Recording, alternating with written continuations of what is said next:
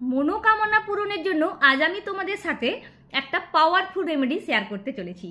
তো এই রেমেডিটা এতটাই পাওয়ারফুল, এটা যদি তোমরা ফলো করতে পারো দেখবে তোমাদের যে কোনো ধরনের মনের কামনা পূরণ হয়ে যাবে।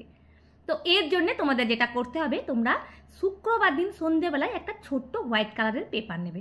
পেপারের উপর রেড কালারের পেন দিয়ে তোমাদের যেটা মনের ইচ্ছা আছে সেটা তোমরা লিখে দেবে। মনে করো কারো বিয়ে হচ্ছে না, সে লিখবে ম্যারেজ।